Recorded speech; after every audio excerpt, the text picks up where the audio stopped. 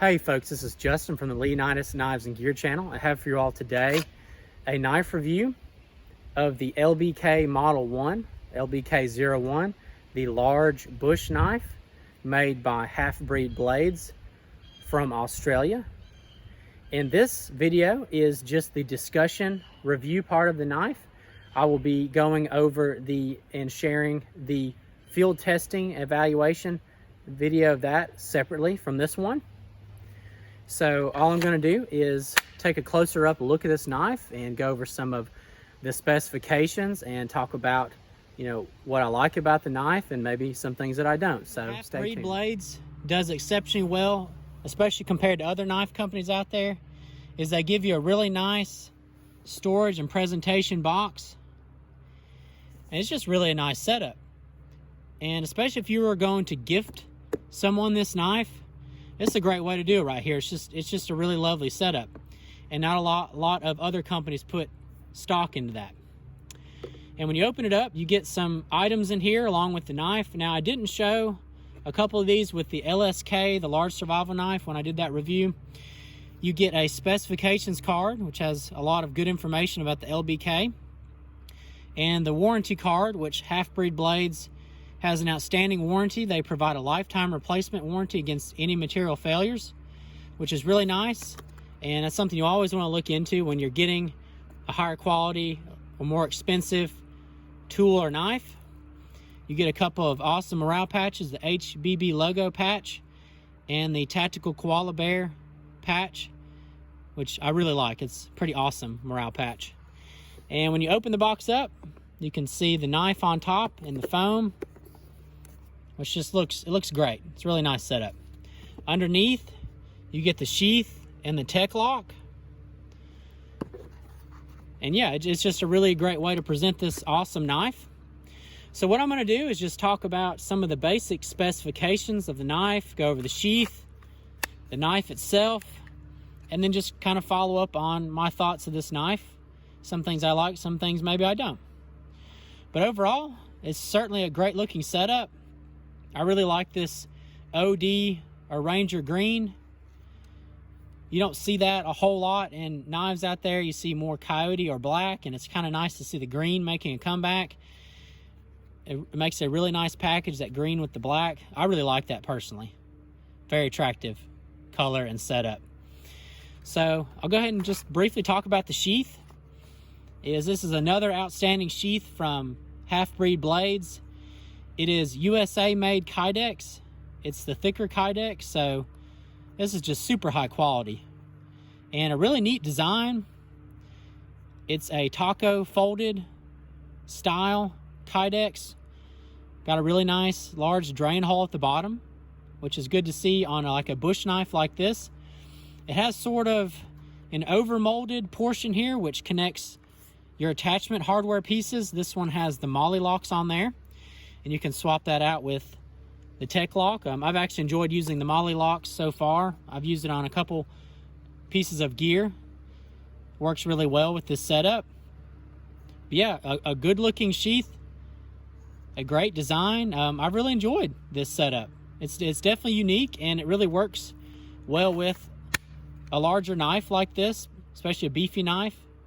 Then you have this little ferro rod, which I know you all have been kind of eyeing that setup, because that's also something you don't see very often that comes with some production knives, is these little extras like a little ferro rod.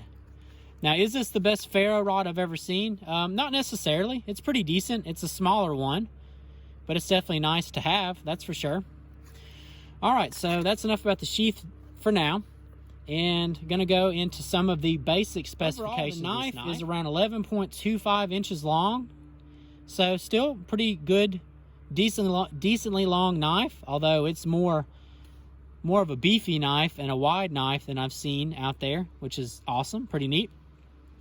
Got around a 5-inch long handle, around a 6 1/4 inch long blade. Pretty good blade length, although interestingly enough, you definitely lose a little bit of blade length with this large choil we got here, but I'll talk about that a little bit later. It's around 7 millimeters thick, so it's just a hair over a 1/4 inch thick. It's a good beefy, strong thickness. See that in a lot of tops and SE knives out there. The steel is D2. It's Austrian made. Hope I pronounced this right. Bowler steel. Very high quality steel, some of the best in the world. The handles are linen micarta. They are also USA sourced. So super high quality handle scales. And got all sorts of bells and whistles with this knife. But what I'm going to do now, since I've given some of the basic specifications, I'm going to start here at the pommel and talk about some of the other features. You got a lanyard hole back here, which I just added this nice bright orange one on, just, you know, a little bit of personality, a little bit of ease of finding in the woods. Something really interesting back here on the pommel. This is, which I should have left the ferro rod out. On the pommel here, this is a little area for striking the ferro rod.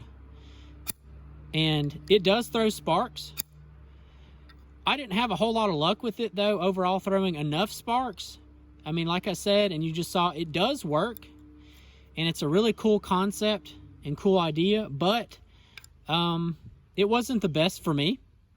It could be because there's quite a bit of coating, Teflon coating left on there. But it's definitely something unique and you don't see very often. Hit you a 90-degree angle on the spine, rough that up, and get you a good striking area. There's a lot of ways to carry a ferro rod striker. The knife is a full tang, Teflon coated. And back to the pommel again. So you have that little ferro rod striker area, pretty neat. Got some jimping back here, got a little bit of a dip, and then it raises up towards the blade. Got a nice thumb ramp.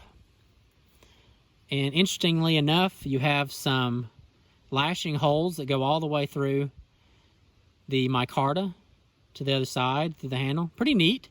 I could see this being useful if you were to take the handle scales off and lash it, make a spear or even like a small hand axe or a hand hatchet like that. It might be a pretty cool idea. But yeah, overall, pretty smooth, nicely contoured handle. Nice jimping on there. And definitely fits my hand very well. I've got larger hands and very comfortable for me. Very beefy micarta handle scales. Got some bow drill divots on there. And I've talked about these in the past. They're personally not for me. It's just not something I've gotten into, trying to start a fire like that. I usually bring enough sources of fire, but, you know, for the survivalists out there, this is, you know, true survival setup. So it's definitely at least good to have. It's, you know, it's something that you never know. But yeah, overall, a nicely designed, comfortable handle. You know, smooth. The micarta is mostly smooth. So there's that to consider. I didn't really have any issues with it sliding around in my hand because it's so beefy. But that may be something in the future. Maybe just some light grooves on there. And then moving on to the blade now. Very unique, modified drop point. And really attractive looking blade. I mean, that's a heck of a blade for this knife. Very wide, beefy. And it's an upswept with the flattened out spine, comes down to that drop point. Nice plain edge. It is a hollow grind, but being such a wide and beefy knife, I didn't have any issues or dangers of breaking this blade, and it seemed to bite into everything quite nicely and deeply. Also have these nice fullers, which also makes the knife very attractive. Kind of gives it that just, I don't know, I've always liked fullers since the K-bar knives come with all of them. It's just kind of that cool look, you know, people call it the blood groove, what have you. But that fuller looks pretty awesome. And then, like I said, you get that nice plain edge, comes down to this deep, deep choil here. Which brings me back to, yeah, let's talk about the choil and the guard some. And that is just a really nice part of this knife, is having that elongated guard with that deep choil. You get a really nice purchase on this for some really heavy, hard, and slow work. I made some nice feather sticks, some real deep feather sticks on some really hard wood. I think it's just some red oak, and you can get really just a solid purchase on this knife. And I'd really like to see that more in bush knives, is seeing like an elongated guard on the bottom. The Sly Steel Skeletech Bushcrafter has sort of like an indentation like this, and it's very nice. It just makes for a really nice grip. You know, mostly I did chopping with this knife because it's just designed like a little hand hatchet, and it did very well. This knife was a lot of fun. I really enjoyed it. Has that nice wide beefy blade, and it really bites in deep. There's a pretty good bit of heft to the knife. The blade is really not much longer than the handle, which is interesting, and it definitely gives you a lot of leverage with this knife in the sense that it's just more centered up. I feel when you're chopping, there's just a lot of mass. You know, when you see a lot of bush knives out there, especially larger bush knives, you see a longer blade and like a shorter handle, and this has almost an elongated, overbuilt handle with a wider blade and a shorter blade. And I gotta say, it really worked. It was definitely an interesting knife to work with. The only one I can think off the top of my head that's built sort of like this is the SE cleaver, the SEC-01 cleaver, because it's got a very, very wide, stubby blade with a decently sized handle. But that's kind of how this knife is built. And yeah, it was just a ton of fun to chop with this. It's just a lot of great knife to work with. And it was fun. It's a good looking knife. I really enjoy how it works with the sheath. It's a great setup. There's really not much of anything I would change other than I'm not sure about the ferro rod striker on the back end. That's something I may have to work with again in the future and try it out. But at least what little I did, it wasn't a winner. But I mean, just looking at how much material is removed, it's not a big deal. It's really not.